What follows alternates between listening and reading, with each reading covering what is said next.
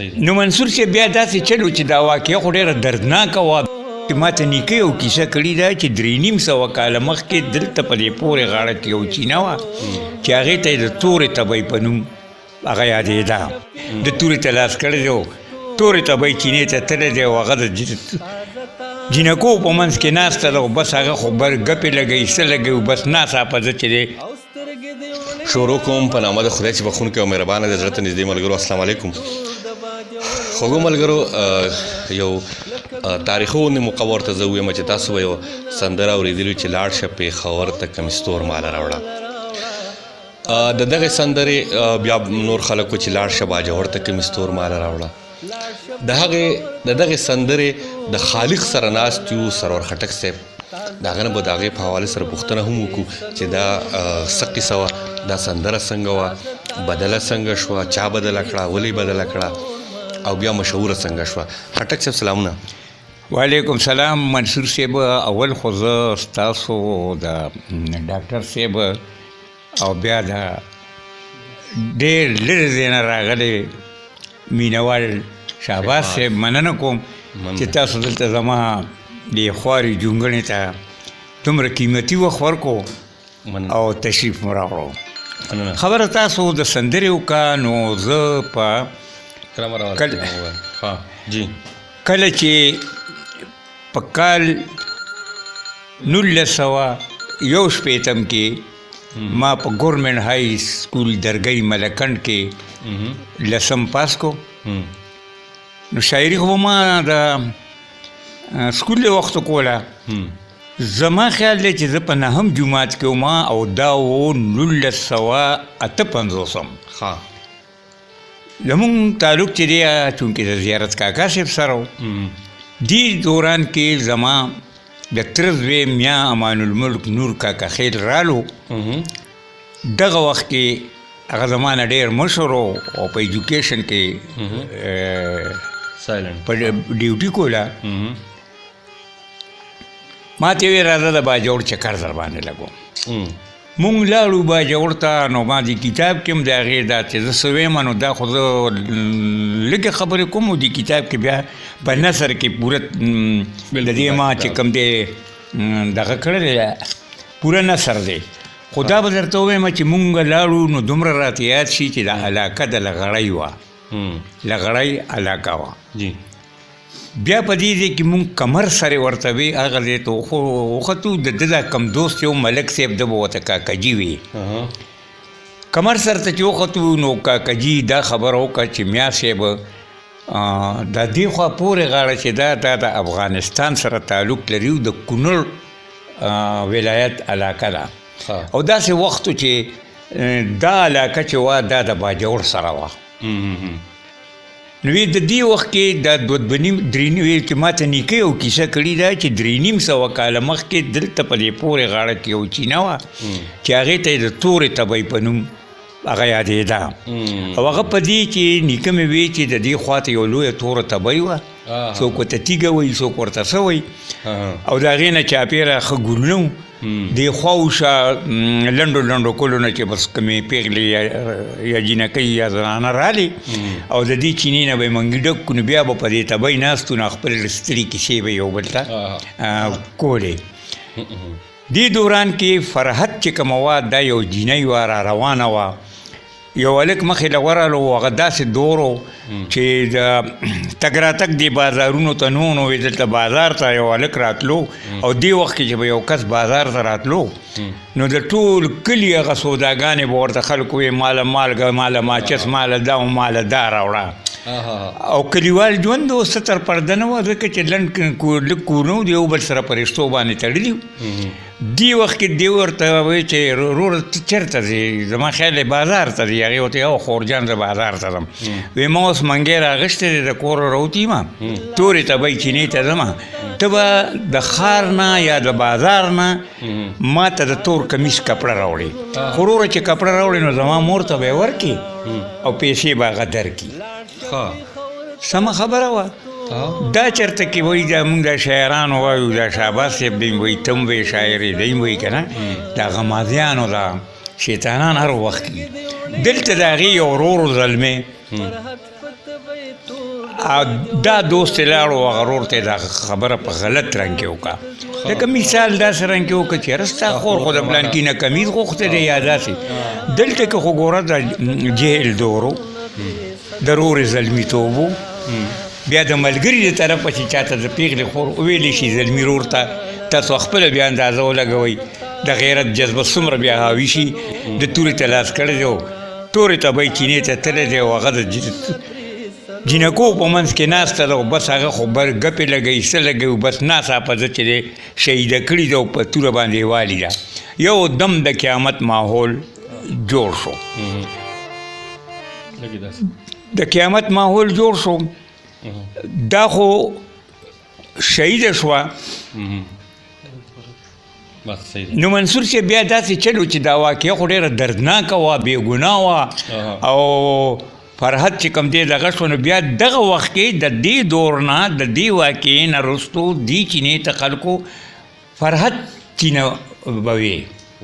دا په فرحت چینه مشهوره شوه ځکه چې فرحت تاریخي او دغه پکې شوی کله چې دا په فرحت چینه مشهوره شوه نو دې دور کې که ستاسو خیال یې هغه وخت کې به دا ستاینې کېدې څه نو چې کوم تمبل به غږېدو چېرته به خادي و نو د هغه وخت نه دا میسره د هغه وخت نه صرف دا میسره را روانه ده فرحت په طبعی طور د باجوړ ګلونه ما ذکر کړی چې ملک صاحب چې هغه زمانه کې دا کونړ علاقه چې ده دا د باجوړ سره یو وه نو دا میسره خو د هغه وخت نه را روان شوه چې د 300 کالو خبره ده ځکه چې هغه دام وي چې ما ته چې نیکه کیسه کوله نو نیکه راته دام ویلو چې دې خبرې 300 کاله شوي دي نو دا هغه ځای نه را روانه وه تمرینو سره به خلکو وي او د فرحت یاد چې دی هغه به په دې کې تازه کېدو ورو ورو د وخت د راتلو سره دا چې کومه ده نو دا بیا کمېده نو چې کله ما ته ملک صاحب دا کیسه وکړه نو ما چې شپې ته رالمه نو ما په هغه ځای کې دا مشرۍ دا رنګ دې ته ورکو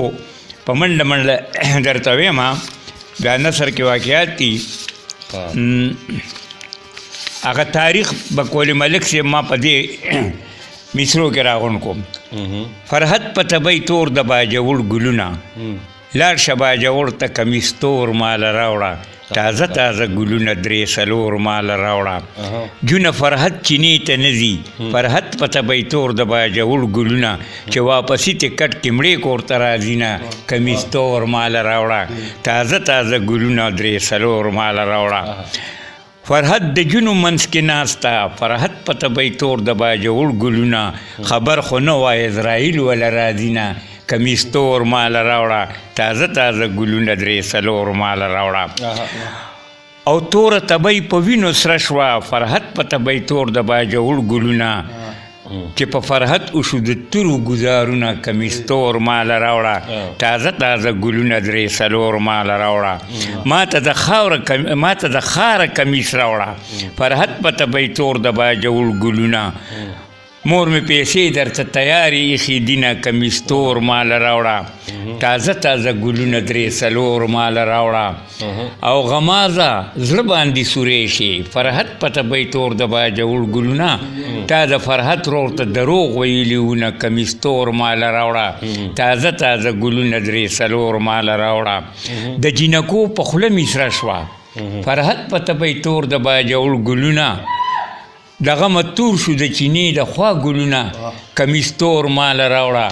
تازه ګلونه 3 مال راوړه سرور خټک راوي وایي فرحت په طبعی طور د باجوړ ګلونه د دې کیسې شوي 300 کالونه کمیس تور مال راوړه تازه ګلونه 3 مال او دې کې ما هغه تاریخ ورکړی 15 مارچ او دغه چانس پرلی او 1958 دې کې ما د هغه ملک صاحب د خولې تقریبا او یا کاله مخکې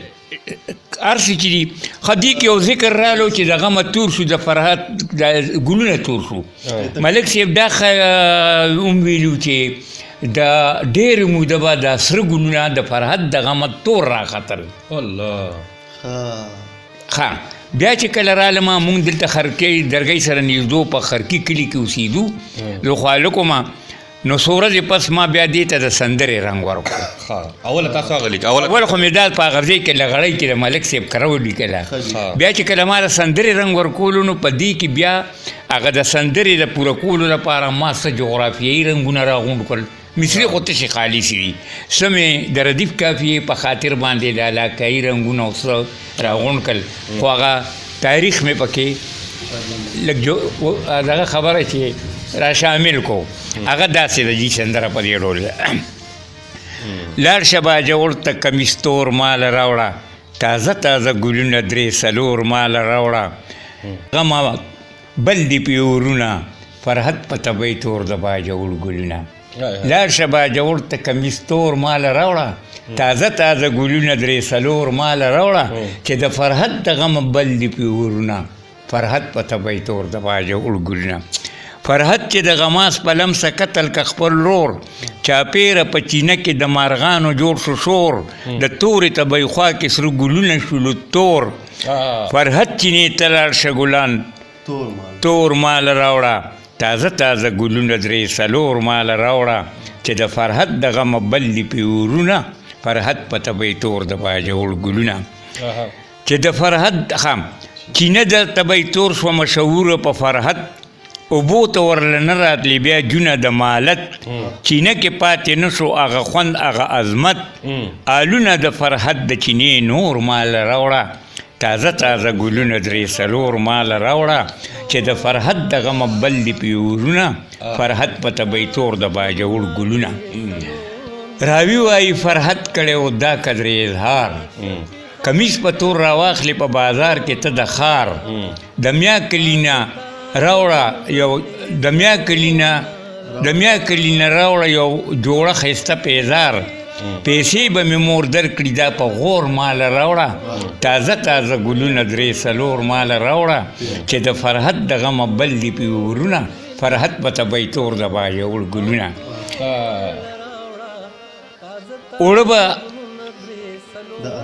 اوړه به د انات کلي راواخلي د جوارو،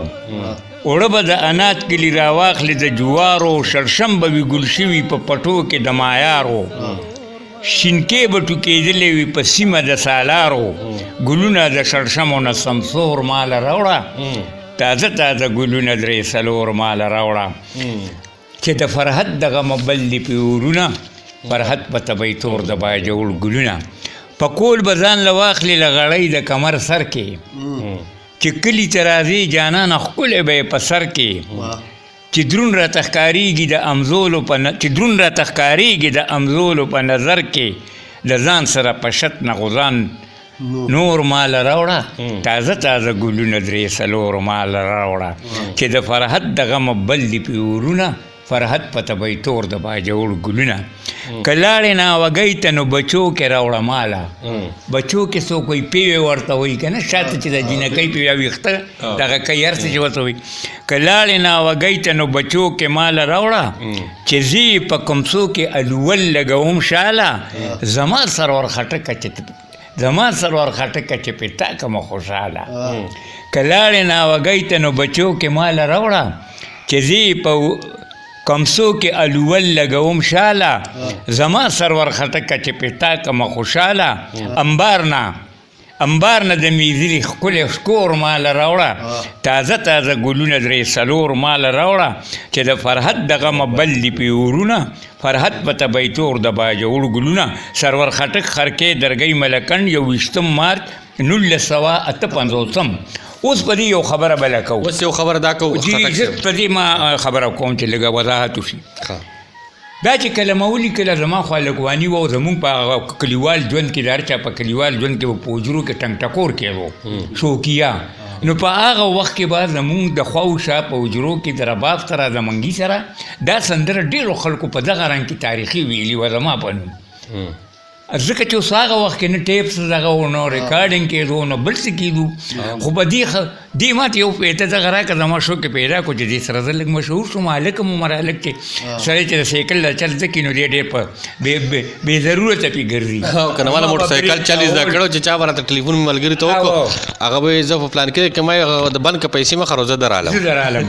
نو دا موټر سایکل مې زده کړ. بیا داسې چل وشو چې دې نه وروستو مصره خو د را روانه وه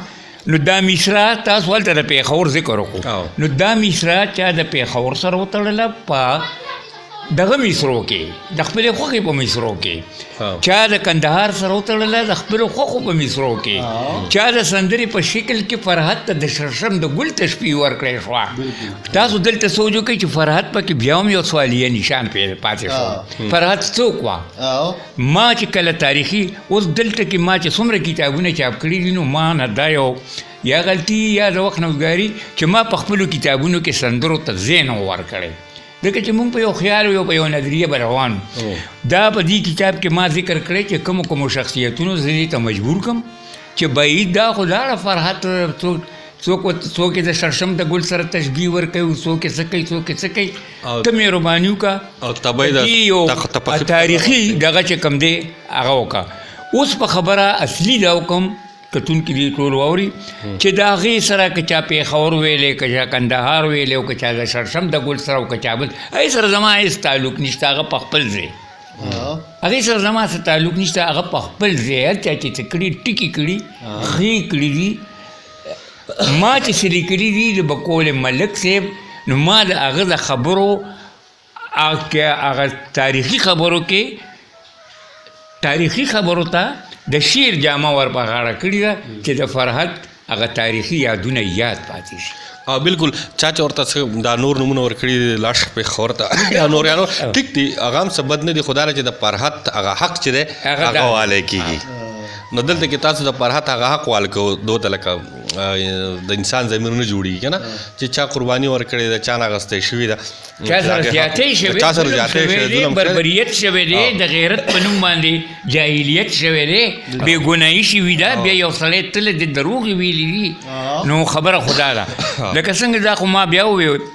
چې هغه هر چا چې څه کړي زه وله داد ورکوم که چا پېښور سره دا مصره راوړلې مصره خو دا خو د زمانې نه راروانه فرحت په طبی تور د باجوړ ګلونه دا خو نه زما ده نه زبل ده د هغه وخت نه را روانه ده او جینکو به په تمبل سره په خپلو خادو کې وي او د فرحت یاد به تازه کړو بیا که په دې چا کار کړی دی نو زه داد ورکوم ټیکي کړي خو د هغې سره زما څه کار نشته مطلب چې اصلي سندره د هغې اصلي تاریخ ما چې څه اورېدلی کوم تاریخ د کاکجي نه و هغه ما په نثر کې په دې کتاب کې تاسو ته په خبرو کې تفصیل سره ونه وي دې کتاب کې تفصیل سره دی دا وګورو او بیا چې کوم دی نو هغه مصري ده چې میدان خو بالکل صفاتو سره تاریخي مصري دي ملګرو ته هم زه دغه وایم چې دا کتاب فرحت په طبی تور د باجوړ ګلونه دا یو تاریخي کتاب دی د دغې فرحت دغه حوالې هر څه پکې دي دا دې ضرور وګوري خوږو ملګرو ما هم دغه وخته ده کله چې زه مشران ووینم نو غواړم چې دغه یو څو خاطرې د دا سره په دغه خپل موبایل کې یا په دغه خپل چینل کې محفوظ یې کړم نو او بیا دا هم غواړم چې تاسو هم واورئ نو ډېره مننه کوم د سره ګورې ګجي یو خبره خټک صاحب د ډاکټر صاحب یو فرمایش کړی چې ډېره زمانه مخکې د خیال محمد په واسطه یو غزل به مونږ اورېدو نو زه غواړم چې په دې دومره ښایسته موقع په تاریخي دغه کې دام راشي دا خو خیال محمد ویلی او پته نشته چې ما دا لکواني شاعري ده ښه ده او که بده ده اشنا د لیونتوب هغه وختونه دې جوړېر شول کاوا که ګرځېدل رنګین خیالونه دې جوړېر شول نن سترګې د سوایي ولې زه پې نه پوهېږم چې ستړي شوګیرونه دې جوړ هېر شول او مستی دې اننګو کې چورلکونه خوري ګډېږي مستی دې اننګو کې چورلکونه خوري ګډېږي د زړه هغه خواږه خواږه دردونه دې جوړ هېر شول او دا نن دې د سرکو شونډو خندا نه معلومیږي چې سوي اسویلي ساړه آهونه دې جوړ هېر شول بیا درومه خو بس دا قدرې تپوس درنه کومه بیا درومه خو بس دا قدرې تپوس درنه کومه سرور سره چې کړي وو لوظونه دې جوړې شول دا د لکواني شاعري ده او اوس چې هم زه واورم نو زه سوچ کوم چې داسې شاعري مونږ څنګه کوله په هغه وخت کې نو دا د ډاکټر صاحب فرمایش مې پوره کړو او دا د کتاب باندې زما 2 فوټوګان دي نن او پرون نو ما د نن دغه مکاسي کړي ده او د پرون مې هم کړي ده ستاسو ډېره مننه. خټک صاحب داسې نن ده څه چې تاریخ دی؟ نن خو 11 مارچ د 2019. خټک صاحب ستاسو سره ډېرې خبرې کېدای شي ستاسو د ژوند په حوالې سره تاسو د خټکو نه څنګه راغلی دلته د پښتو ادب په ملکن ډیویژن کې زما په خیال باندې اولنو ټولنو کې تاسو ټولنه جوړه کړه تاسو جرګې جوړې کړې دي ستاسو په پښتنو باندې بلاحق دی او غواړم چې هغه محفوظ پاتې شي ستاسو دغه کړی کار زیار چې کم دی تاسو چې کم کړی دغه محفوظ پاتې شي نو یوه اوږده مرکه او ستاسو د ژوند ټوله قصه هغه بیا د ملګرو سره شریک کوو که خیر مننه چې خوشحال اوسئ. ها